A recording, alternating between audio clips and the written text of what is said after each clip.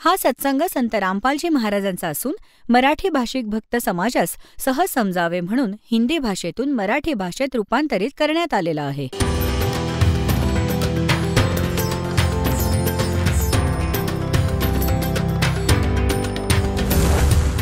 और ज्ञान सब ज्ञान डी कबीर ज्ञान सो ज्ञान और जैसे घोड़ा तोब कायम करता चले मैदान. जगद्गुरु तत्वदर्शी संत रामपालजी महाराजांचे अमृत वचन सर्व पवित्र धर्मांच्या व पवित्र शास्त्रांच्या आधारावर. आत्म्याचा साथी कोण आहे? एक परमक्षर ब्रह्म आहे. कारण आपण त्यांच्यापासूनच उत्पन्न झालो आहोत आणि तो मदत त्याचीच करतो ज्याचे मागील जन्मातील काही चांगले संस्कार असतात. नाहीतर टिटवी तर सोडा, इथं माणसं तडफडून तडफडून मरतात, त्यांचे तो ऐकत नाही. आणि तरी आपण त्यांचीच पूजा. पहिले आपण असा विचार करत होतो हे मदत करतायत, परंतु नाही केली त्यांनी तर जेव्हा कंबरडं मोडलं काळाने. तर सांगण्याचा भाव असा आहे, टिटवीच्या अंड्यांचं रक्षण परमात्म्यानं केलं कारण काहीही बनवलं. असं म्हणतात इंद्राच्या हत्तीची एक घंटा तुटली होती, हत्तीला बांधत असत अशी भव्य, परंतु तिचा खूप मोठा घेर होता, ती अंड्यांवर येऊन पडली. महाभारताचे युद्ध झाले, अग्निबाण सोडले गेले, आजूबाजूची जमीन देखील नष्ट झाली, डोंगर देखील नष्ट झाले, पण अंड्यांना झळ पोहोचू दिली नाही. आता ती टिटवी कोणाची पूजा करत होती? ती रामाची पूजा करत होती, कृष्णाची करत होती, की विष्णूची करत होती, की श्यामजीला पूजत होती? आणि त्यांचे रक्षण केले ते कोणी केले? त्या पूर्वसंस्कारांनी केले. जसे गीतेच्या अध्याय नंबर 15 श्लोक 16 आणि 17 मध्ये 3 भगवान सांगितले आहेत. एक क्षरपुरुष, एक अक्षरपुरुष. क्षरपुरुष आणि अक्षरपुरुष हे तुमच्या प्रारब्धात कोणतेही बदल करू शकत नाही. ते स्वतः देखील नाशवंत आहेत आणि त्यांच्या अंतर्गत जेवढे प्राणी आहेत ते सर्व नाशवंत आहेत. 17व्या श्लोकात म्हटले, उत्तम पुरुषतु अन्य परमात्मा इति उदाहरते य लोकत्रयम आविश्य विभर्ती अव्ययः ईश्वरः. वास्तविकतः पुरुषोत्तम, उत्तम पुरुष, पुरुषोत्तम, श्रेष्ठ परमेश्वर तर कोणी दुसराच आहे ज्याला परमात्मा म्हणतात. आणि तोच तिन्ही लोकात जाऊन सर्वांचं धारण पोषण करतो. कोणत्याही प्राण्याचा जसं काही देणं घेणं आहे तसंच करतो. त्यांनी तीच व्यवस्था करून ठेवली आहे. आणि विशेष परिस्थितीमध्ये तो आपल्या प्रिय आत्म्यांसाठी स्वतः देखील म्हणतात, सो छल सीधर मैं करूं अपने जन के काज. आता पुण्यात्म्यांनो, हे किती दयाळू आहेत तरी देखील आपल्यासोबत भटकत राहतात. आपण तर मूर्खपणा करून इथेच राहतो. आणि जे आपण इथे राहिलो आहोत तर आपल्यासाठी बघा पुन्हा भटकत आहेत परमात्मा. 600 वर्षांपूर्वी आलेले कबीर परमात्मा जागोजागी जाऊन आपणहूनच आपला सत्संग सुरू करत असत. पुण्यात्मा त्यांचेही विचार ऐकण्यासाठी बसत असत. त्यांना मग चार्ज करून परमात्मा सशरीर आले होते, सशरीर परत गेले. त्या व्यतिरिक्त देखील ते जेव्हा हवे तेव्हा प्रकट होऊ शकतात. आता एकदा राजा द्रुपदची मुलगी द्रौपदी रोज गंगेवरती स्नानासाठी जात असे. तिच्या वडिलांनी आपल्या मुलीसाठी आणि आपल्या राण्यांसाठी गंगेवर स्नान करण्यासाठी घाट बनवले होते, पक्के घाट बनवले होते. तर रोज द्रौपदी स्नानासाठी तिथे जात असे. तिच्याबरोबर शेकडो मैत्रिणी, दासी देखील जात असत, नौकर वगैरे. आता परमात्म्याला आपल्या भविष्याबद्दल देखील माहिती आहे की या आत्म्यावर पुढे कोणती वीज कोसळणार आहे. त्याची देखील व्यवस्था तो आधीच करून ठेवतो. आता परमात्म्याने काय केलं? सो छल सीधर मैं करूं. तर तिथे एक दिवस एक आंधळ्या महात्म्याचे रूप धारण करून परमात्मा तिथे गेले, जिथे द्रौपदी स्नान करण्यासाठी जात असे. आता द्रौपदी आपल्या मैत्रिणींबरोबर तिथे पोहोचली. महात्मा अंध होते, ते स्नान करत होते. त्यांच्याकडे दुसरे कोणतेच वस्त्र नव्हते, फक्त त्यांनी बांधलेला एक लंगोट त्यांच्या जवळ होता. दुसरे कोणतेही वस्त्र नव्हते. उन्हाळ्याचे दिवस होते.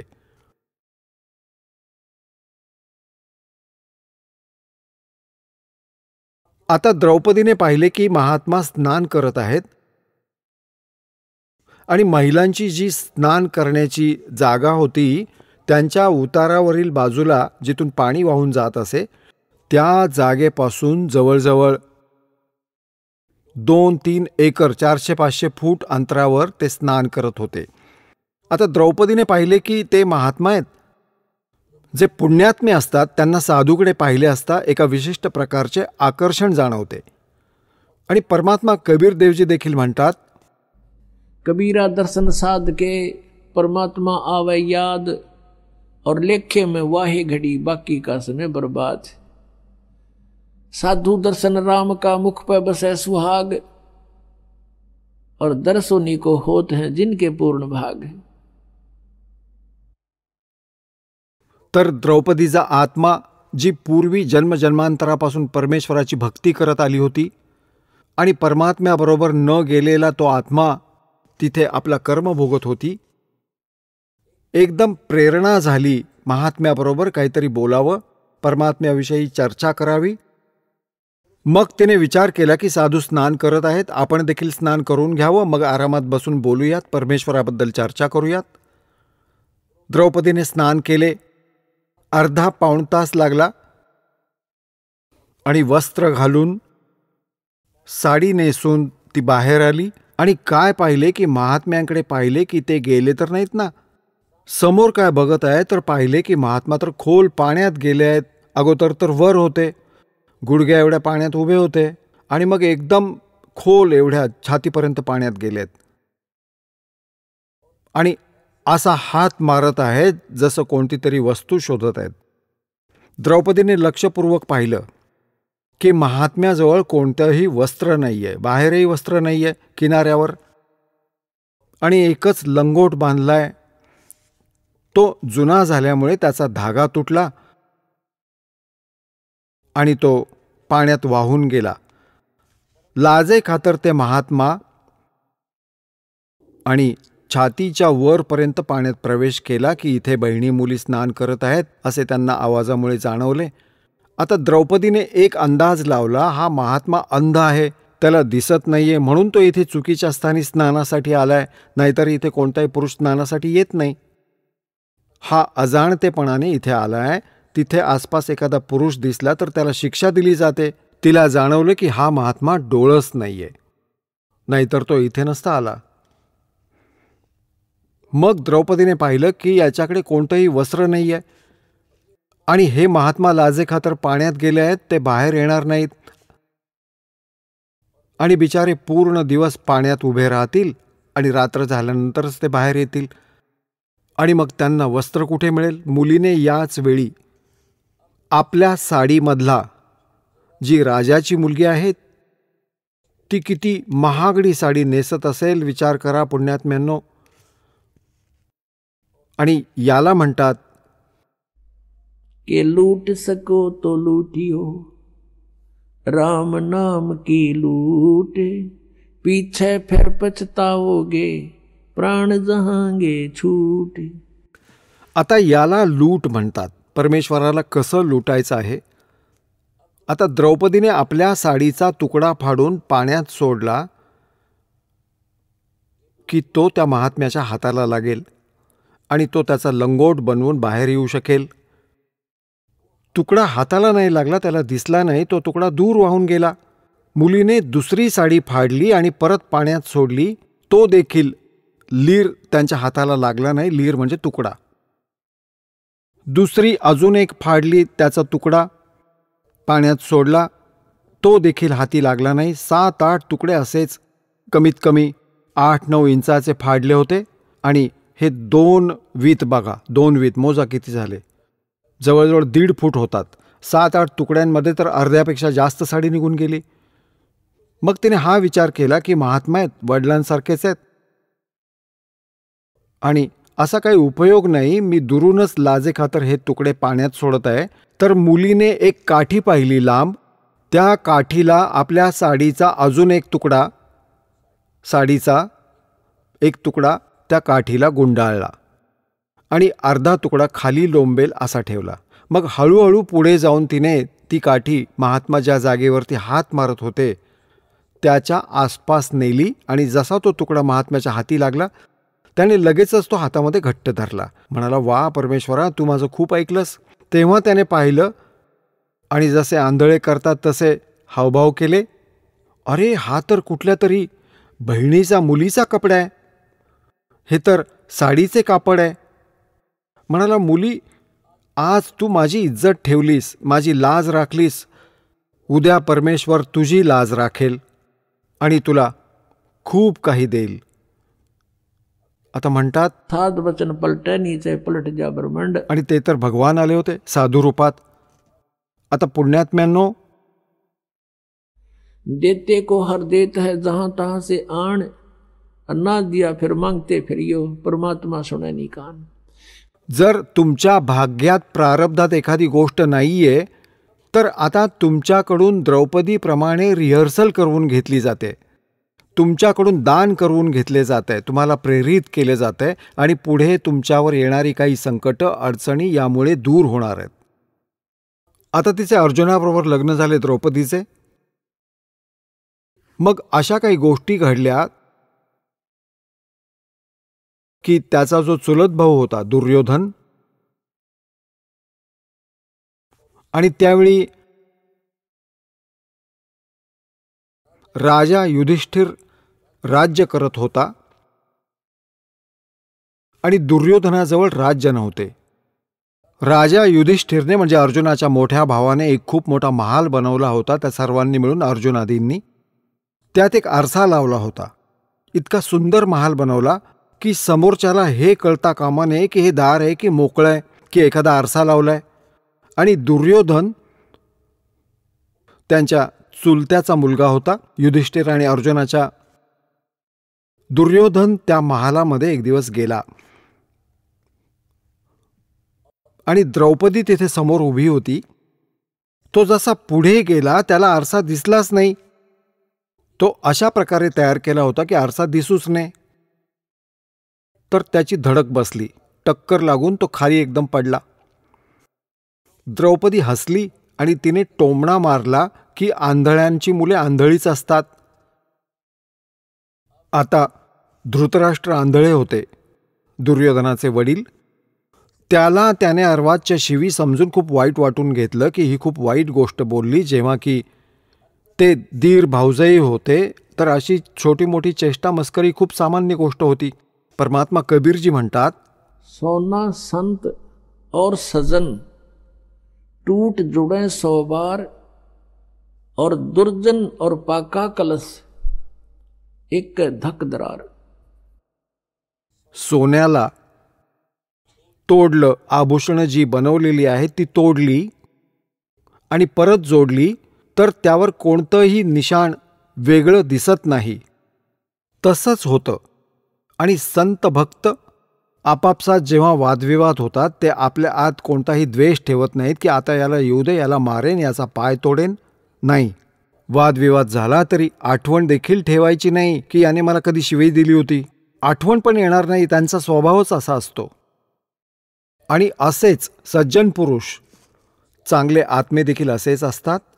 आणि म्हणतात, दुर्जन दुष्ट माणूस आणि जसं मातीचं भांडं, जसा कुंभ असतो घडा, त्याला एका धक्क्यात तडा गेला तर तो परत एकसंध नाही होऊ शकत. भले 100 प्रयत्न करा, त्यामध्ये भेग दिसेलच. तर या प्रकारात मोडणारा दुर्योधन होता. त्याने तर त्याच दिवशी पण केला या गोष्टीचा बदला घेण्याचा. आणि मग काय केलं त्याने?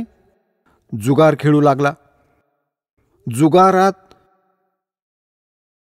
ह्या युधिष्ठिराने सर्व राज्यसुद्धा पणाला लावलं. आणि शेवटी दुर्योधन आणि इतर काय म्हणाले की द्रौपदीला देखील पणाला लाव. जुगार खेळणारा इतका बेईमान असतो, माहीत नाही काय करेल.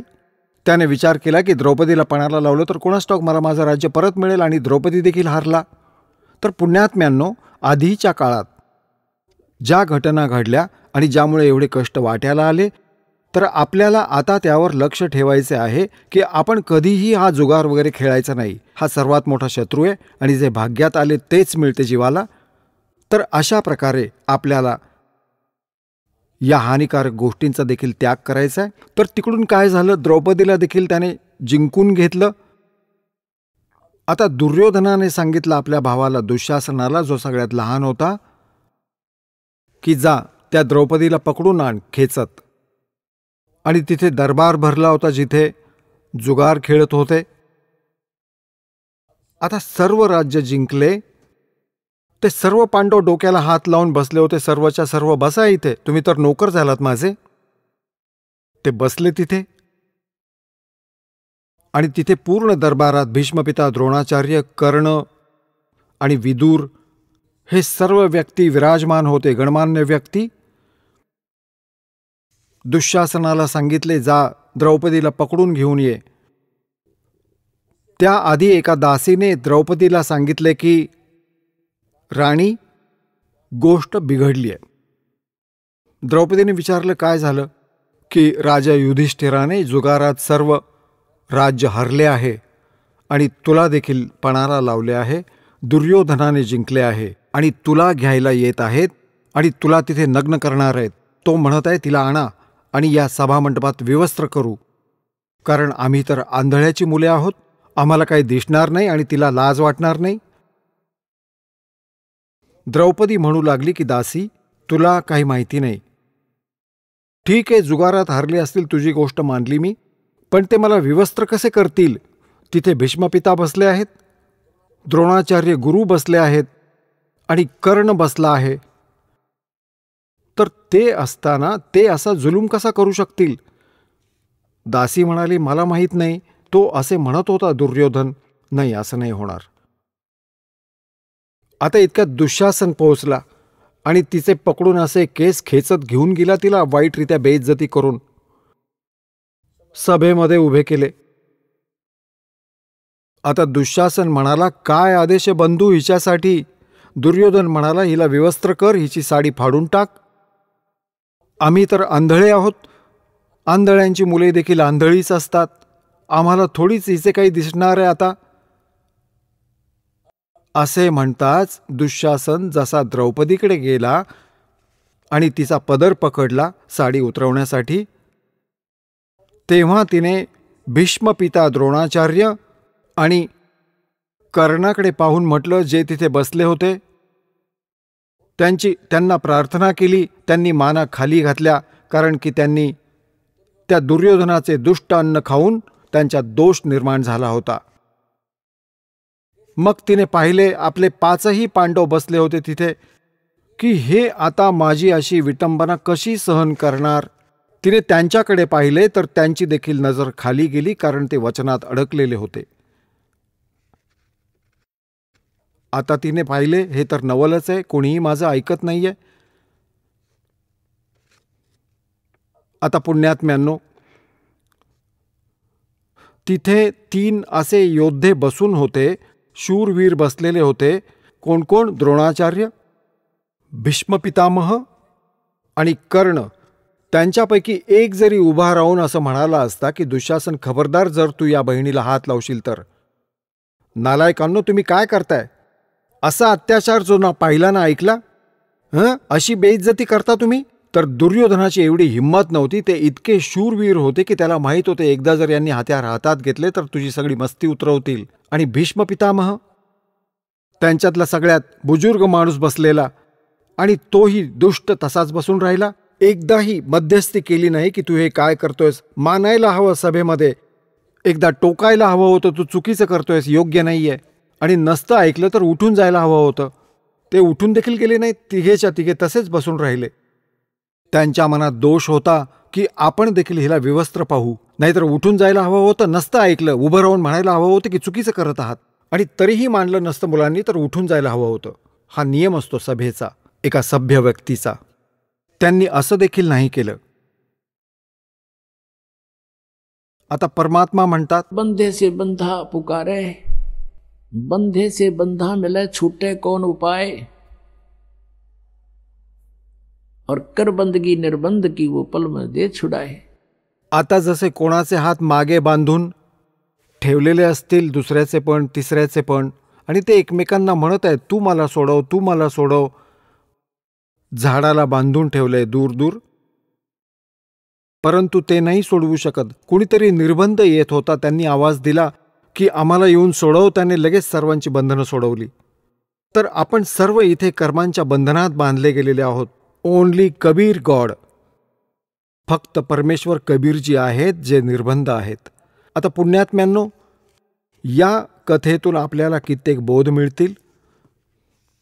जोपर्यंत आपण भक्ती पण करत आहोत आणि आता परमेश्वरावर अवलंबून नाही आहोत आणि आपण असा विचार करतो की माझा मित्र मंत्री आहे, माझा नातेवाईक MLA आहे, माझा नातेवाईक कोणी ऑफिसर किंवा मोठा शेठ आहे, तोपर्यंत आपण परमेश्वरावर नसून त्यावर आश्रित आहोत.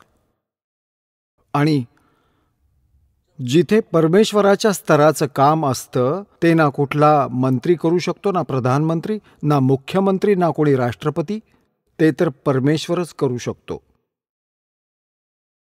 आता जेव्हा द्रौपदीने पाहिले की आपले पती देखील खोटे आहेत, माझी विटंबना होते, मान खाली घातली आहे, हे कसले पती? आणि हे सभापती बघितले, मान खाली घालून बसलेत, माझ्याकडे पाहत देखील नाही आहेत आणि माझी प्रार्थना देखील ऐकत नाहीत. जेव्हा संसारातून यांची आस्था हटते की इथे तुझे कोणी नाही, तेव्हा आपल्याला परमेश्वर आठवतो. तेव्हा तिचा आत्मा रडला. तिची साध मनातून नव्हती. मनाची साध म्हणजे मला गाडी हवी, मोठीशी कार, एक बंगला द्या भगवान, हे द्या भगवान, ही मनाची साध. आणि ही आत्म्याची साध होती खरी. खरोखरच आवश्यकता आहे आता याची बचावाची. आता काय होतं, जेव्हा आपण इथे रडतो, रडत तर सगळेच असतात. ज्यांच्यावर संकटे येतात सर्वच आत्मे रडतात आणि परमेश्वराचं स्मरण करतात शेवटी. तर काय होतं, आपली साथ जाते धर्मराजाच्या दरबारात, जो इथला लेखाजोखा ठेवतो, अकाउंट ठेवतो सगळ्यांचं. आणि तिथे जेव्हा साथ जाते तेव्हा आजूबाजूला खूप जोराचा आवाज होतो त्या किंकाळीचा. तर त्यावेळी धर्मराज बघतो की कुठल्या नंबरच्या आत्म्यावर कोणतं संकट आलंय आणि मी त्याचे मागील काही पुण्य आहे की नाही, कोणत्या संचित कर्मांमध्ये सुद्धा. मग तो पाहतो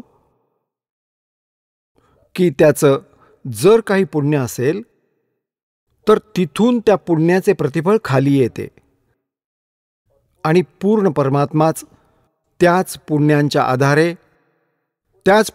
आधारेच त्याचं रक्षण करतो पूर्ण परमात्माच. पण तो आपलं नाव नाही घेत. असं म्हणतात, 184 जीव को और साहेब भोजन देत, 184 पोखता वो अपना नाम नहीं लेत. आपलं नाव घ्यायला येत नाहीत ते. त्याचं निमित्त केलं, त्याला असं मिळालं, त्याला असं मिळालं, पण सर्व गोष्टी तेच घडवून आणत असतात. तर तिथून परत येते. तिची साध तिथपर्यंत पोहोचली आणि तिची तिथे फाईल उघडली. तिच्या पुण्यकर्मांची सीडी ऑन झाली. तर त्यात धर्मराजाने पाहिलं की हिने एका परमसंताला, सुपात्राला आणि ज्याला आवश्यकता होती त्याला साडीचा तुकडा दिलाय आणि त्या संताने तिला आशीर्वाद दिलेला आहे. त्याचा ढीक झालाय. तर तिथून काय होतं, जसं श्रीकृष्ण जे होते ते पांडवांचे गुरु होते, आध्यात्मिक गुरु.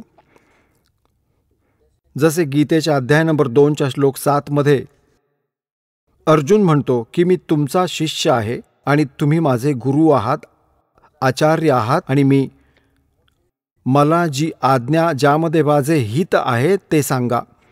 माझी बुद्धी काम करत नाहीये. तर श्रीकृष्ण गुरु होते. करे करावे साईया मन में लहर उठा, दादू सरधर जीव के आप बगल हो जा. आता तिथून जशी इथून धर्मराजाच्या दरबारातून साथ गेली, तिथून प्रतिसाद आला की तिचं पुण्य आहे. तर त्या पुण्याचं प्रतिफळ आलं आणि श्रीकृष्णाच्या शरीरावर धडकलं, कारण तो त्यांचा गुरु होता. आता परमात्म्याला, भक्तीला जीवितही ठेवायचं होतं. काळ इच्छितो की हे भक्तिहीन व्हावेत, यांचं कुठलंही काम होऊ नये परमेश्वराच्या भक्तीने, म्हणून याने शास्त्रविरुद्ध साधना सुरू करून ठेवली आहे. हे नास्तिक व्हावेत. आणि परमेश्वराचा प्रयत्न राहिला आहे, कारण की कलियुगापर्यंत ही भक्ती ओढत आणायची होती भगवानांना, कबीर साहेबांना. कधी वेळ आल्यावर सांगेन कारण काय होते ते. आता प्रसंग दुसरा सुरू आहे. ज्यांनी जास्त सत्संग ऐकलेत त्यांना माहीत आहे की परमात्मा, कबीरजी, परमेश्वर आणि काळ यांच्यात वार्ता काय झाली होती. त्याने काही प्रार्थना केली होती आणि परमात्मा वचनबद्ध झाले होते. हा म्हणाला होता, 3 युगात जीव थोडे घेऊन जा, 4थ्यामध्ये तुम्ही कितीही घेऊन जा. तर हा इच्छितो की 4थ्या युगापर्यंत आपण सर्वांना नास्तिक बनवावं. जसे महात्मा बुद्ध होते, मागच्या जन्मीचे खूप चांगले पुण्यकर्मी प्राणी होते, राजाच्या घरी जन्म झाला, कारण की जो स्वर्गात राहत आहे त्याचं मन इथे कसे लागेल. राज्य देखील त्यागले, परमेश्वर प्राप्तीचा प्रयत्न केला, परंतु वे ऑफ वर्शिप ठीक नसल्याने त्यांच्या वचनात व शब्दात शक्ती होती पूर्वजन्मांची, पण वे ऑफ वर्शिप ठीक नव्हती. त्याने आपल्या वचनाची शक्ती म्हणजे शब्दशक्तीमुळे प्रभाव होता त्याच्या वक्तव्यात, ज्या कारणांमुळे लाखो लोक सोबत जोडले गेले, पण त्यांच्याद्वारे सांगितलेल्या भक्तिविधीमुळे कोणालाही आध्यात्मिक लाभ झाला नाही. तर सर्वजण नास्तिक झाले. पूर्ण चीन आणि पूर्ण रशिया हे सर्व बुद्ध धर्माला मानणारे होते. बुद्ध आज सारे नास्तिक झाले. काळ हेच इच्छितो की तुम्ही सर्वजण नास्तिक व्हावेत, मग तुम्ही परमेश्वराबद्दल ऐकूच नाही. आणि परमात्म्याची इच्छा होती की कुठल्या प्रकारे हे भक्ती या प्राईम टाईमपर्यंत येऊन पोहोचू देत, आस्था बनून राहू देत या प्रिय आत्म्यांची भगवानांमध्ये. तर अशा प्रकारची उदाहरणे ते स्वतः लोकांसमोर ठेवून गेले होते. आणि मर्यादा देखील राखायची होती की गुरुशिवाय काम नाही होणार. आता श्रीकृष्ण त्यांचे गुरु होते. श्रीकृष्ण तर रुक्मिणीबरोबर द्यूत खेळत असत. सांगा काय गुरु होता तो.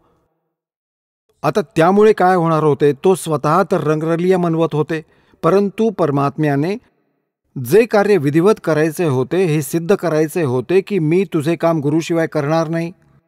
तर तिथे रुक्मिणी बसली होती आणि सतरंजचे फासे फेकले श्रीकृष्णाने आणि फासे टाकून काही असं म्हणाला की कच्चे 12 पक्के 18, असं जसं काही त्यात म्हटलं जातं, असं की इतके बोलून मग असे टाकले जातात.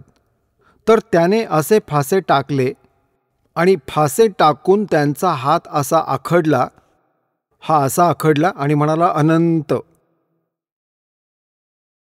आता तो श्रीकृष्ण बोलला नाही, तर ते बोलवलं गेलं त्या परमशक्तीकडून, कारण की ते इथून तिथे पाठवायचं होतं. आपण तर केवळ यंत्र आहोत त्या परमात्म्याचे, चालवत तोच आहे. तर काय सांगतात, रुक्मिणीने त्यांचा हात पकडला की हरलात ना, अनंत अनंत करू लागलात, बोल काय मागतोस यात, फासे टाकले म्हणून बोल.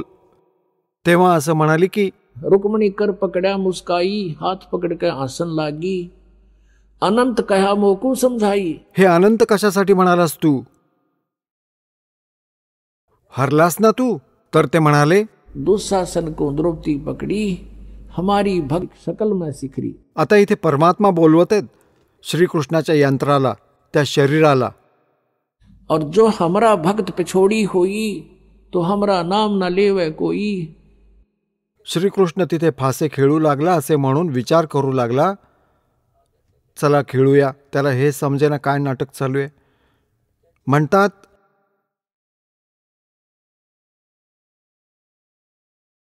मुरारी म्हणजे राक्षसरूपी पापकर्मांचा नाशक. तर कबीर परमेश्वर तिथे पोहोचले. कृष्ण तर तिथे फासे खेळत होता. असे खेळू लागला जसं त्याला आठवण पण नाही की गीतेत तो काय म्हणाला होता. तो काळ बनून बोलला संपूर्ण गीतेला, त्याला माहीतच नाही तो काय बोलला होता. आणि परमात्मा आपणच रिमोटने बोलवून घेतात, ते कोणत्याही शरीराचा आश्रय नाही घेत. तिकडे दुःशासन साडी उतरवू लागला. खेचत खेचत खेच कसीसा, सिर पर बैठे हैं जगदीसा, द्रौपदी को दिन ने लीर, जाके अंत बढ़ाए चीर. खेचत खेचत खेच कसीसा, सिर पर बैठे हैं जगदीसा, द्रौपदी के चीर बढ़ाए, संख संखों पार नहीं पाए. दुःशासन एवढा तगडा होता असं म्हणतात त्याच्या अंगात 1000 हत्तींचं बळ होतं, इतका शक्तिवान. आजकाल जसं म्हणतात ना, ही 4 हॉर्स पॉवरची मोटर आहे किंवा 10 हॉर्स पॉवरची मोटर आहे, तर तो 1000 हॉर्स पॉवरची मोटरीसारखा समजा दुःशासन. आणि द्रौपदी एक अबला, पण परमेश्वराची शक्ती बरोबर होती आणि ती सर्व ताकद फेल गेली असं साडी खेचून खेचून अपमानित करू इच्छित होता. आणि खूप ताकद लावत होता. बदला घेण्याच्या नादात रागाने घामाघूम झाला होता योद्धा. आणि साडीचा असा ढीग लागला आणि द्रौपदी जशीच्या तशी उभी आहे, ती कणभरही हल्ली नाही. घामाघूम होऊन बसला शेवटी. त्यावेळी जेव्हा त्याने साडी पकडली होती, साडीचा पदर दुःशासनाने खेचण्यासाठी, त्याच वेळी उभा राहिला. कोण? तो विदुर. विदुर कौरव आणि पांडवांचा भाऊ होता. त्याचा धृतराष्ट्राचा आणि कौरवांचा तो भाऊ होता. ते 3 भाऊ होते. तो दासीपासून उत्पन्न झाला होता विदुर. तर तो नात्याने त्यांचा काका होता, सख्खा काका. तर विदुर उभा राहिला आणि दुर्योधन व दुःशासनाला म्हणू लागला की भल्या माणसांनो, तुम्ही काय करायला जात आहात? तुम्ही कोणाची विटंबना करत आहात? घरच्याच सुनेची? बाहेर काय म्हणतील की आपलीच इज्जत आपणच उतरवत आहात? तर विदुर उभा राहून म्हणाला की विदुर कहे ये बंधु थारा, एक कुल एक परिवारा. विदुर के मुख पर लगा थपेड़ा. दुर्योधनाने उभे राहून आणि आपल्या काकाला थप्पड मारली आणि म्हणाला, तू तर नेहमी पांडवांच्याच बाजूने बोलत असतोस. तू तर यांचा चमचा, यांचा नोकर आहेस. तू न्यायाच्या गोष्टी थोडंच बोलतोस. दुष्ट माणसे असेच बोलतात असं म्हणतात. विदुर कहे ये बंधु थारा, एक कुल एक परिवारा. विदुर के मुख पर लगा थपेड़ा और कहा, तू तो है पांडवों का चेहरा, तू तो है बांदी का जाया. वहां भीष्म, द्रोण और कर्ण मुस्काया. आता बघा पुण्यात्म्यांनो, यांना महापुरुष म्हटलं जात असे. दादा भीष्म होते, कर्ण होता, द्रोणाचार्य तर गुरु होते त्यांचे. आणि तिथे गुरुही बसले होते, छद्मीपणाने हसत होते. जेव्हा दुर्योधनाने आपल्या काकाला थप्पड मारली आणि जेव्हा हे म्हणाला, तू तर त्या दासीचा पुत्र आहेस आणि तू तर त्यांचा चमचा आहेस, त्यांचा गुलाम आहेस तू, त्यावेळी म्हणतो, तू तो है बांदी का जाया. ये कहा जब भीष्म, द्रोण और कर्ण मुस्काया. हसू लागले ते तिघे. खरं तर उभं राहायला हवं होतं. नालायका, तू आपल्या काकाला थप्पड मारलीस, लाज नाही वाटत? खबरदार जसं. आणि त्याला 2 लगावून द्यायला हव्या होत्या आणि सोडवायला हवं होतं त्या मुलीला की जा तू आपल्या घरी. तर ते दात काढतायत. हे काय होते? हे होते आपले महाभारत, जे आजपर्यंत वाचून ऐकून आपण बहिरे झालो. यामध्ये या कथा होत्या. तर तिथे महापुरुषांचा रोल काय होता ते पहा. हे असं असतं, सभांमध्ये जे पंच असायला हवेत, आपलं सत्यकथन करावं. कोणी जर धमकावलं, मारलं, सोडा, मग उठून निघून गेला. विदुर उठून निघून गेला. ठीक आहे, त्याच्यात जेवढं सामर्थ्य होतं तेवढं बोलला तो. आता गोष्ट तिथेच आली. आता काही दिवसांनंतर श्रीकृष्ण आले. द्रौपदी श्रीकृष्णाला म्हणाली, परमेश्वरा, आपण माझी खूप इज्जत राखलीत. मी आपली आठवण काढली होती, कारण गुरुचीच आठवण काढली जाते, आणि तुम्ही माझी इज्जत राखलीत. आणि श्रीकृष्णाला माहीतच नाही इथे काय घडली कहाणी. आणि आपण म्हणतो की श्रीकृष्णाने साडी वाढवली. तर मग त्याला सर्व गोष्टी सांगितल्या गेल्या की हे असे असे घडले होते आणि असे असे झाले, आणि तुम्ही दया केलीत, साड्या संपतच नव्हत्या, साड्यांचा ढीग लागला होता. आता भगवान श्रीकृष्ण मागच्या जन्मीचे देखील साधक होते आणि त्यांची देखील दिव्यदृष्टी काम करत होती. आपल्या दिव्यदृष्टीने श्रीकृष्णाने पाहिले की ओहो. तर द्रौपदीने विचारले की गुरुवर्य, मला कोणत्या पुण्याचे हे फळ मिळाले? तेव्हा श्रीकृष्णाने आपल्या दुर्बिणीमधून पाहिले, दिव्यदृष्टीने पाहिले. तिच्या प्रारब्धात डोकावून, हे तर सामान्य माणसालाही दिसायचे पूर्वी, इतके चांगले आत्मे होते. जसे म्हणतात धृतराष्ट्राने, असे ही गोष्ट नंतर सांगेन, नाहीतर प्रसंग बदलेल. तर आता त्याने काय पाहिले की द्रौपदी, तू एका अंध महात्म्याला एक साडीचा तुकडा फाडून दिला होतास आणि त्या अंधाला दिलेले दान तुझे फळाला आले आहे. हे त्याचे प्रतिफळ आहे. तेव्हा तिला आठवले की अरे, आता पुण्यात्म्यांनो पहा, गोष्ट कुठून. लक्ष द्या, जेव्हा ती साडी फाडत होती, आपली राजाची मुलगी आपली साडी फाडून टाकत होती, तर त्यावेळी ती आपल्या दासीला देखील म्हणू शकली असती की तू तुझी साडी फाडून त्या महात्म्याला दे, आणि दासीने त्वरित फाडून दिली असती. तिला माहीत होते राजाची मुलगी आहे, जातात 4-4 सुंदर साड्या देखील मला नवीन आणून देईल.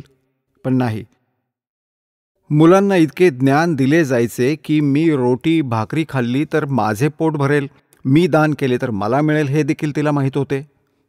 तर याला म्हणतात लूट सके तो लूट ले, राम नाम की लूट. आता जसे तुम्ही इथे सेवा करता, आपली इच्छा होऊ नये की याने माझी अशी सेवा करावी, तर आपल्याला तो लुटत आहे. जोपर्यंत तुम्हाला शक्य आहे आपल्या हाताने सेवा करण्याचा प्रयत्न करा जितकीही होईल, आणि दान करा आपल्या हातानेच, आपल्या कमाईतून ते तुम्हाला परत मिळेल. तर असं म्हणतात, जोपर्यंत मुलं आईवडिलांच्या अधीन आहेत तोपर्यंत ते दान करत असतात, मग ते भले आईवडिलांचेच असले तरी ज्याने दान आपल्या निमित्त केले आहे त्यालाच फळ मिळते. आता द्रौपदी म्हणते की हे परमेश्वरा, मी तर एक छोटासा तुकडा फाडून दिला होता, त्याचे फळ मला इतके मिळाले, माझी इज्जत राखली गेली, साडी तर बघून जा, पण आज माझी जी इज्जत राहिली आहे त्याची तर काही किंमत होऊच शकत नाही. तर म्हणतात की एक लीर के कारण मेरे होगे चीर अपार, जब मैं पहले जानती तो सबके में देती वार. अशा महापुरुषाला एवढेसे दान केल्याने आज माझी इज्जत राहिली आहे. जर मला हे अगोदर माहीत असते तर न जाणू मी त्या महापुरुषावर अजून काय काय वळवून टाकले असते. तर पुण्यात्म्यांनो, परमात्म्याला माहीत होते की हिचा अजून दुसरा कोणताही संस्कार नाही ज्यामुळे तिची त्यावेळी रक्षा होऊ शकेल, आणि तिने नाम घेतलेले नाही, कारण की ही तर झाली राणी आणि अभिमानी झाली. आणि जेव्हा दुर्गती होते तेव्हाच परमेश्वर आठवतो. तर परमात्मा असे दयाळू आहेत की पहिलेच ती अशी व्यवस्था करून ठेवतात आणि म्हणतात गेल गेल लाग गया फिर जब लग धरती आकाश. आता पुण्यात्म्यांनो, समर्थांशिवाय आपले कोणतेही कार्य पूर्ण होऊ शकत नाही. अधिकारीच त्याचे आपल्या सर्व दुःखांचे निवारण करू शकतो. आपल्या आध्यात्मिक गोष्टी देखील तोच सफल करू शकतो. जसे एकेवेळी युधिष्ठिराला भयानक स्वप्न पडायला लागली होती. महाभारताचे युद्ध झालेले होते. युधिष्ठिर गादीवर विराजमान झालेला होता. आता ज्या मेलेल्या व्यक्ती होत्या आणि त्यांच्या बायका ज्या हाहाकार माजवत होत्या, ज्यांचे वाईट हाल झाले होते, आणि ते प्रेतात्मे युधिष्ठिराला छळू लागले होते, जे युद्धात मारले गेले होते, नाथ आणि अनाथ जेवढेही होते, तो भयभीत झाला. त्याचे डोळे उघडेच्या उघडेच राहत होते. असंच पाहत होता, ना खात होता, ना पीत होता, ना झोपत होता. तंत्रमंत्र खूप केले, सगळं काही केलं, परंतु काही आराम नाही मिळाला. मग गुरुजींकडे जातात, श्रीकृष्णांकडे. श्रीकृष्णाला याचे कारण आणि समाधान विचारले. श्रीकृष्ण म्हणाला, तुम्ही जे युद्धात बंधुघात केले आहेत ते तुम्हाला हानिकारक होत आहेत, ते पाप फळत आहेत, ते पाप तुला दुःख देत आहे. आता पुण्यात्म्यांनो, गीतेचे ज्ञान देताना अर्जुन लक्षपूर्वक ऐकत होता. श्रीकृष्णामध्ये प्रवेश करून काळ म्हणत होता, अर्जुन तू युद्ध कर, तुला पाप लागणार नाहीत. गीतेच्या अध्याय नंबर 2 मधील श्लोक नंबर 37 आणि 38 मध्ये म्हटलंय, तू युद्ध कर, तुला पाप लागणार नाही. मी तर या सर्वांना अगोदरच मारलेले आहे. आता जेव्हा श्रीकृष्ण म्हणाला की तुम्ही युद्धात केलेल्या पापाबद्दल हा दंड भोगावा लागत आहे, त्यावेळी अर्जुनाच्या हृदयात धक्क झालं, झटका बसला की श्रीकृष्ण आज हे काय म्हणत आहेत. जेव्हा तो म्हणत होता की मी युद्धाला नकार देत होतो, हा म्हणत होता तू युद्ध कर, तुला पाप लागणार नाही, आणि आज म्हणतोय की तुला पाप लागले. आणि समाधान देखील त्याचं सांगितले श्रीकृष्णाने की अश्वमेध यज्ञ कर. अश्वमेध यज्ञामध्ये सांगितले की संपूर्ण पृथ्वीवरील सर्व साधू संतांना निमंत्रित करा, सामान्य जनतेलाही बोलवा, तुमच्या नातेवाईकांना देखील बोलवा. आता इतक्या व्यक्तींना खायला घालायचं म्हणजे गृहीतच होतं की करोडो व्यक्ती, अब्जावधी लोक जेवणार होते, तर खर्च किती येईल. तेव्हा तो यज्ञ पूर्ण होणार होता. आणि यज्ञ संपूर्ण होण्याची लक्षणं देखील सांगितली आहेत की शंख वेगळा ठेवला जाईल, एक पंचमुखी, आणि तेव्हा हा यज्ञ पूर्ण होईल जेव्हा सगळेजण भोजन ग्रहण करतील. साधू, संत, फकीर, ऋषी, महात्मा, देव, ब्राह्मण, आणि हा शंख आपोआप आवाज करेल, न वाजवता आपोआपच वाजेल, असे लक्षण सांगितले. तर त्यावेळी अर्जुन गप्प झाला की जर मी आता वादविवाद केला, श्रीकृष्णाला म्हणालो की तू आधी म्हणाला होतास की पाप लागणार नाही, युद्ध कर, आणि आज हे पाप कुठून आले आमच्यासाठी? तर त्याने विचार केला, जर मी तोंड उघडले तर युधिष्ठिर असा विचार करेल की अर्जुन इच्छुक नाही 2 पैसे खर्च करायला, कारण की यामध्ये खर्च खूप होईल याच्या रोग निवारणासाठी, आणि मग ही अशी व्यक्ती आहे जी आयुष्यभर हे समाधान करणार नाही, मरून जाईल. युधिष्ठिराच्या स्थितीशी, त्याच्या स्वभावाशी तो परिचित होता, म्हणून तो गप्प बसला. आता जशी आज्ञा भगवंत, असेच केले गेले. लाखो माणसे आली, 33 कोटी देव, 88,000 ऋषी, 9,84,000 सिद्ध, 12 करोड ब्राह्मण, 56 कोटी यादव, जे श्रीकृष्णाचे नातेवाईक होते आणि अर्जुनाचे नातेवाईक होते, कारण श्रीकृष्णाच्या बहिणीशी अर्जुनाचं लग्न झालं होतं. तर सर्व नातेवाईक आणि आजूबाजूच्या सर्व साधू संतांना बोलावलं गेलं. तिथे अब्जावधी व्यक्ती एकत्र आल्या. जेवण बनवून सर्व सुरू केलं. सर्वजण जेवले, श्रीकृष्ण देखील जेवला. अजून शंख नाही वाजला. त्या शंखाने आवाज नाही केला तर तो यज्ञ पूर्ण नाही झाला. श्रीकृष्णाला युधिष्ठिर म्हणाला, परमेश्वरा, आमची पापं खूप मोठी आहेत, आणि शंख नाही वाजला. शंख वाजला नाही तर आमच्या संकटांचं निवारण झालं नाही, यज्ञ पूर्ण झाला नाही. तेव्हा श्रीकृष्ण म्हणाला, भावा, यज्ञ पूर्ण करणारा अजून आलाच नाहीये. युधिष्ठिर म्हणाला, भगवंत, हे असे ऋषीमुनी, महर्षी, मंडलेश्वर, 33 कोटी देवता, 88,000 ऋषी, 12 करोड ब्राह्मण आणि तुमच्यासारख्या महापुरुषांनी जेवण घेतले. भगवंत, आता याहून वेगळा असा कोण राहिला या पृथ्वीवर? तेव्हा श्रीकृष्ण म्हणाला, असे एक सद्गुरूचे हंस आहेत, पूर्ण परमात्म्याचे साधक आहेत, सद्गुरूंचे शिष्य आहेत, त्यांचे नाव सुदर्शन आहे, त्यांना तुम्ही आमंत्रित का केले नाहीत? तर मग अर्जुनाला विचारलं. युधिष्ठिर म्हणाला, तिथं भीमावर ती जबाबदारी सोपवली होती, आमंत्रित करण्याची, निमंत्रण देण्याची. भीमाला विचारलं की त्या महात्म्याला आमंत्रण का दिले नाही, कारण काय झाले, तू तिथपर्यंत का पोहोचला नाहीस? भीम म्हणाला की मी त्याच्याकडे गेलो होतो, त्याचं नाव सुदर्शन आहे, तो एका झोपडीत राहतो, तो खडूस माणूस आहे, चुकीचं बोलतो. श्रीकृष्ण म्हणाला की तो काय म्हणाला? मी त्याला म्हणालो होतो की मी युधिष्ठिराचा भाऊ आहे आणि तुम्ही आमच्या यज्ञामध्ये सहभागी व्हा आणि एक यज्ञ केलाय, तुम्हाला आमंत्रण देतो. सुदर्शन म्हणाले, तुम्ही पापी आहात, अपराधी आहात, तुम्ही लाखो बहिणींचे सौभाग्य हिरावून घेतलंय, आज त्यांचे रक्त पीत आहात, राज्य करत आहात, तुमचे अन्न देखील कोणी खाईल तो सरळ नरकात जाईल. जर तुम्हाला मला बोलवायचे असेल तर अशा 100 अश्वमेध यज्ञांचे फळ मला संकल्प करा, तर तुमच्या पापाचा तुकडा खाईल. आता श्रीकृष्णालाही माहीत होते हाही पैलवान व्यवस्थित बोलला नसेल, तर म्हणू लागला, तुम्ही काय म्हणालात? की भगवंत, मी म्हणालो की बस तुमचीच भीती. मी त्याला म्हणालो की माझ्या भगवानाला आणि भावाला घाबरतो, नाहीतर मी तुझे थोबाड फोडले असते. यायचे तर ये, नाहीतर नको येऊ, पण हे फालतू बोलू नको.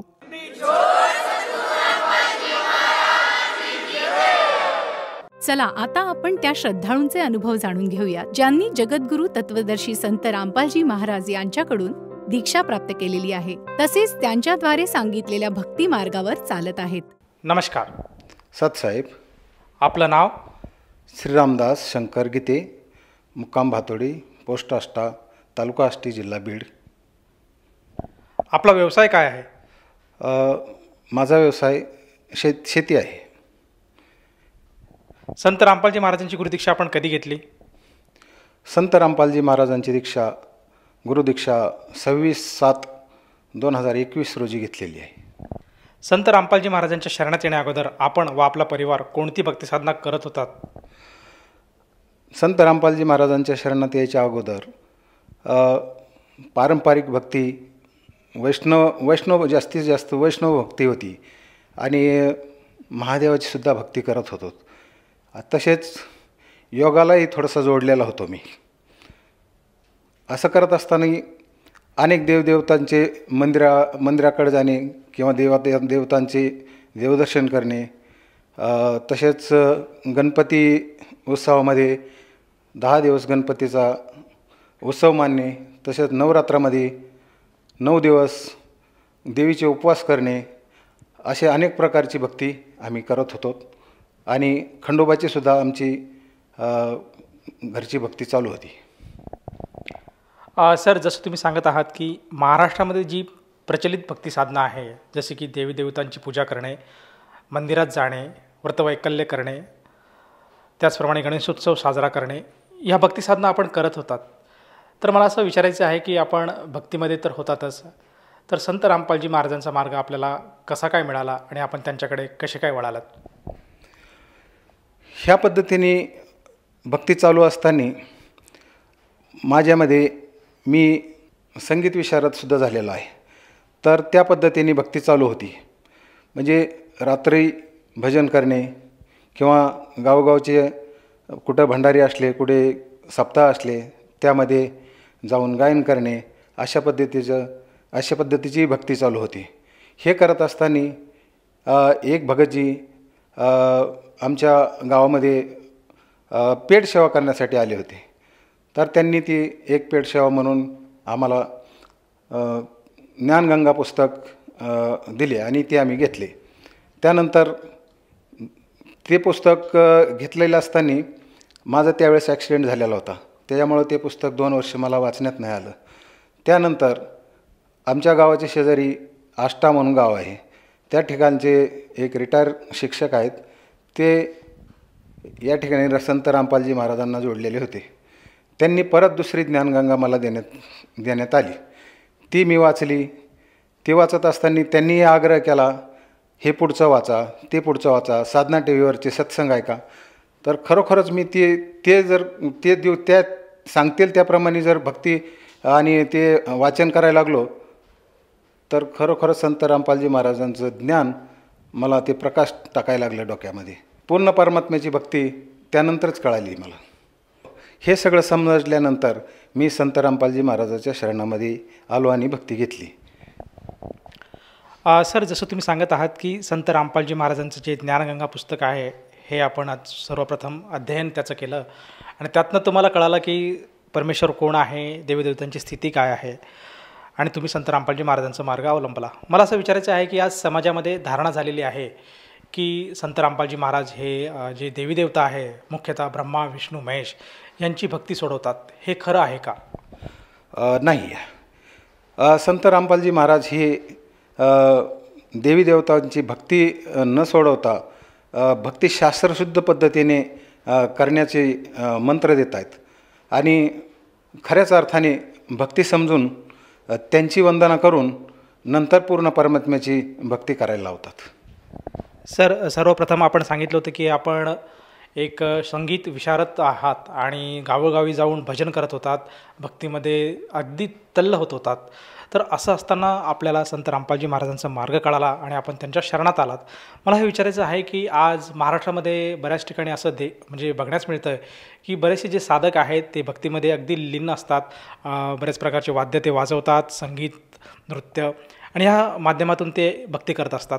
तरी शास्त्रामध्ये या भक्तीला काही स्थान आहे का, किंवा संत रामपालजी महाराज याच प्रकारे भक्ती देतात का, किंवा अन्य कोणती भक्ती देतात? नाही, तशा पद्धतीची भक्ती नाही. ते परमात्मा काय चीज आहे हे अनुभवाने लक्षात येतं. ज्यावेळेस ह्या संप्रदायामध्ये होतो त्यावेळेस मला माझ्या आयुष्यामध्ये अनेक प्रकारचे झटके भेटलेत. माझी स्वतःची मंडळी 2008 साली मयत झाली. परंतु तिला दवाखान्यात असताना दवाखान्याचा उपचार तर चालूच होता, वैद्यकीय उपचार चालू होता. परंतु मी महामृत्युंजय जप तसेच गायत्री मंत्र याचे कितीतरी पारायणे केले, परंतु त्याचा काही उपयोग न होता माझी पत्नी मयत झाली. त्यानंतर हा मोठा शॉक बसला की की भक्तीत असतानाही अशा प्रकारे जर शॉक बसत असेल किंवा भक्ती ती निष्फळ होत असेल तर खरोखरच पूर्ण परमात्मा वेगळीकडे दिसतोय अशी एक शंका माझ्या मनाला लागून गेली आणि मी फारच धीरगंभीर झालो आणि संसाराकडे आणि देवदेवताकडे किंवा कुठलीही भक्ती करताना मी फार चाणक्य पद्धतीने त्याच्याकडे पाहू लागलो. हे पाहता पाहताच संत रामपालजी महाराजांनी लिहिलेलं ज्ञानगंगा पुस्तक आणि टी व्हीवर चाललेला साधना चॅनलचा सत्संग ह्यानी प्रकाशच पडला डोक्यामध्ये आणि पूर्ण परमात्मा सृष्टीची उत्पत्ती ही कशी झाली ह्याबद्दलही ज्ञान झालं आणि प्रत्येक देवदेवतेचं वयमान आणि त्यांची शक्ती त्यांच्याकडला शक्तीचा प्रकार ह्यो लक्षात यायला लागला आणि पूर्ण परमात्मा हा जगाचा निर्माता आहे आणि जगाला भरणपोषण करणारा तोच आहे ही ज्यावेळेस खात्री पटली त्यावेळेस माझी वाटचालच बदलून गेली. मी चाललेलो होतो पश्चिमेकडे आणि जायचं होतं पूर्वेकडे. हाच मार्ग मग मी अतिशय चांगला एकदम फुकून बघितल्यासारखा केला मी आणि संत रामपालजी महाराजांच्या या भक्तीने मी न्हावून गेलो. सर, जसं तुम्ही सांगितलात की संत रामपालजी महाराजांच्या शरणात येण्या अगोदर जी भक्तिसाधना आपण करत होतात त्या भक्तिसाधनेतनं आपल्याला जे काही ज्ञान आहे ते मिळत नव्हतं आणि याउलट आपली परमेश्वराची शोध चालूच होती आणि अखेर आपल्याला संत रामपालजी महाराजांचा मार्ग मिळाला. तर मला हे विचारायचं आहे की जेव्हा आपण संत रामपालजी महाराजांच्या शरणात आलात त्यानंतर आपल्याला काय काय अनुभव आलेत? संत रामपालजी महाराजांच्या शरणामध्ये आल्यानंतर अतिशय धन्यता वाटली ते ह्या गोष्टीची की जन्ममरणाचा फेराच चुकला आणि मोक्षाच्या मार्गाला किंवा पंथाला तो आम्ही जोडलो गेलोत आणि निश्चित मोक्ष मिळेल ह्या भावनेतून आम्ही आता वाटचाल करत आहोत. हे करत असताना मला अनेक प्रकारचे अनुभव संत रामपालजी महाराजांनी दिले. तसेच माझे वडील आणि आई हे करोनाबाधित झाले होते, परंतु परमात्म्याच्या म्हणजेच संत रामपालजी महाराजांच्या कृपेने ते सही सलामत करोनामधून निघले. ही विसरू शकणारी गोष्ट नाही आहे. आणि मग नंतर लगेच कळालंच की बुवा संत रामपालजी महाराज फार दया करतात, दयावान आहेत आणि खरोखरच ह्यांच्या मार्गाने गेल्याने कल्याणच होणार आहे. तशाच पद्धतीने एवढा अनुभव आल्यानंतर सर्व घरचे माझे आईवडील, माझी पत्नी, 2 मुलं हे सुद्धा भक्तीमध्ये आले आणि त्यांनासुद्धा अनेक प्रकारचे लाभ परमात्म्याने लगेच दाखवून दिले. एक वेळेस तुम्हाला सांगतो, माझी पत्नी आणि मुलगी यांना विषबाधा झाली, म्हणजे विंचूदंश झाला. तर विंचूदंश झाल्यानंतर आमची पत्नी याला 3 दिवस विंचू उतरत नाही, परंतु परमात्म्याची संत रामपालजी महाराजांनी दिलेलं चरणामृत आणि प्रसाद दिल्यानंतर 3 मिनिटाच्या आत तो विंचू उतरला आणि तुम्हाला सांगतो माझी पत्नी अगदी हसून बोलायला लागली. हा चमत्कार आणि मुलीच्या त्याचप्रमाणे तसाच अनुभव आहे. मुलगीसुद्धा तुम्हाला सांगतो खेळत असताना त्याला विंचूचा दंश झाला, पण तुम्हाला सांगतो मुंग्या तिच्या चढायला लागल्यानंतर ती म्हणायला लागली, मम्मी माझ्या मुंग्या इकडं खांद्याकडे यायला लागल्यात, हाताला चावलेला होता तो विंचू. तर तोही तशा पद्धतीने साष्टांग दंडवत टाकला आणि तिला चरणामृत व प्रसाद दिल्यानंतर तेही 2 मिनिटात तुम्हाला सांगतो मुंग्या पूर्ण उतरल्या आणि मुलगी खेळायला लागली. हे इतके जबरदस्त अनुभव होते की त्या लहानग्यांनासुद्धा संत रामपालजी महाराज काय आहेत आणि त्यांची भक्तीची किमया काय आहे ही संपूर्ण कळाली आणि आम्ही तर गदगद झालोत हे अनुभव ऐकून. सर, जसं तुम्ही मगाशी उल्लेख केला की 2008 साली आपली पत्नी जी आहे ही मृत्युमुखी पडली आणि आत्ता आपण सांगत आहात की तिला विंचवाचा चावा घेतला होता तिला आणि त्यातनं ती संत रामपालजी महाराजांच्या दयेने बरी झाली. तर हे कसं काय? 2008 साली माझी जी पत्नी वारली त्यानंतर मला असं वाटायला लागलं की मी परमात्म्याच्या दयेमध्ये असतो तर तसं काही झालं नसतं. 2012 साली मी दुसरी पत्नी केली आणि त्या पत्नीबद्दल सांगत आहे. सर, जसं तुम्ही सांगत आहात की संत रामपालजी महाराजांच्या शरणात आल्यानंतर आपल्याला व आपल्या कुटुंबाला बरेचसे अनुभव आलेत, तर या अनुभवातून आपण आपल्यासारखे जे गरजवंत आहेत किंबहुना जो श्रोतावर्ग आज टी व्ही चॅनलच्या माध्यमातून आपली ही मुलाखत बघत आहेत आणि समाजामध्ये जो स्तर आहे, ज्याला परमेश्वराची गरज आहे, परमेश्वराचा शोध आहे, अशा सर्वांना उद्देशून आपण काय संदेश द्याल? जगतमध्ये असताना मला जे वाईट अनुभव आले तशामध्ये मी व्यसनसुद्धा होते माझ्याकडं, परंतु भक्तीमुळं ह्या सगळ्यांचाच निपात झाला. ज्या दिवशी भक्ती घेतली त्या दिवशी सगळंच वाईट गोष्टी सुटून गेल्या आणि शरीर इतकं शुद्ध व्हायला लागलं की ते समाधान वाटायला लागलं, विचार शुद्ध व्हायला लागले आणि खरोखरच आज समाजाला ह्या गोष्टीची फार गरज आहे. समाज हा फार व्यसनाने वाईट परिस्थितीला जात चालला आहे. प्रत्येक कुटुंबामध्ये तुम्हाला सांगतो, एक जरी व्यसनी असला तरी त्या कुटुंबाचं ऱ्हास होत चाललेला आहे. तर संत रामपालजी महाराजांची भक्ती जर घेतली तर ते कुटुंब निश्चितच अतिशय चांगल्या उत्पन्नाच्या दृष्टीने किंवा विचाराच्या दृष्टीने आणि समाजाच्या माणूस म्हणून जगण्याच्या लायकीचं कुटुंब होतं. ही माझी दृढ भक्तीने मला समजून चुकलं आहे. तर समाजाने जास्तीत जास्त लोकांनी संत रामपालजी महाराजांची भक्ती घेऊन आत्मकल्याणाचा बी मार्ग शोधावा आणि निर्व्यसनी होण्याचा मार्ग शोधावा आणि आपले जी समजा उदाहरणार्थ भगवद्गीता, 4 वेद, 18 शास्त्र, 6 शास्त्र, 18 पुराण आणि इतर जे धर्मग्रंथ आहेत हे समजून घेण्याचं जर असेल तर फक्त रामपालजी महाराजांच्या तोंडूनच ऐकावत आणि सगळ्याच धर्मग्रंथांची उकल आपल्याला होऊन आपल्याला राजमार्ग काय सत्यमार्ग आपल्याला सापडल्याशिवाय राहणार नाही, एवढी माझी विनंती आहे. सर, जसं आज तुम्ही श्रोत्यांना सांगत आहात की आजच्या घडीला संत रामपालजी महाराज हे जे काही ज्ञान देत आहेत हे पूर्णपणे शास्त्रांच्या आधारे आहे आणि प्रत्येक गोष्टीचा ते पुरावा देत आहेत, धर्मशास्त्रांचा ते उल्लेख करत आहेत आणि परमेश्वर कोण आहे याची माहिती देत आहेत. तर ह्या अनुषंगाने जर एखाद्या साधकाला वाटलं की आपणसुद्धा संत रामपालजी महाराजांची नामदीक्षा घ्यायला काहीच हरकत नाही, तर ती व्यक्ती संत रामपालजी महाराजांची शरण कशी स्वीकारू शकेल?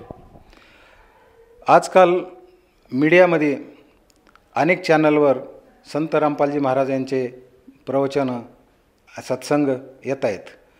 तसेच यूट्यूब, फेसबुक अनेक प्रकारचे जे साधनं आहेत, चॅनल आहेत, याच्यावर संत रामपालजी महाराजांची अतिशय छान सत्संग येत आहेत.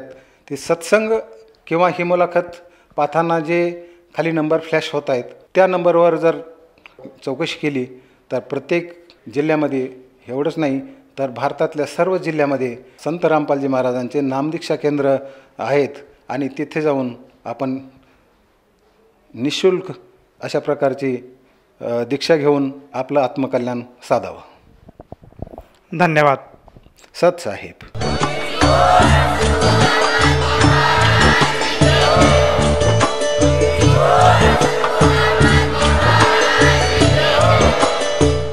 आपण ऐकत होता जगद्गुरु तत्वदर्शी संत रामपालजी महाराज यांचे मंगल प्रवचन, ज्यांच्या शुभ आशीर्वादाने संपूर्ण विश्वामध्ये 500 पेक्षा जास्त नामदीक्षा केंद्र आहेत, जिथे निशुल्क नामदीक्षा दिली जाते.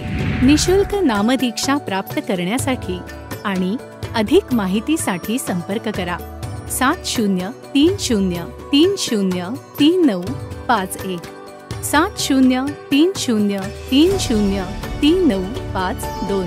अद्वितीय आध्यात्मिक ज्ञान वाचण्यासाठी, पाहण्यासाठी आणि ऐकण्यासाठी संत रामपालजी महाराज ॲप अवश्य डाउनलोड करा किंवा आमची वेबसाईट www.jagadgururampalji.org वर विजिट करा.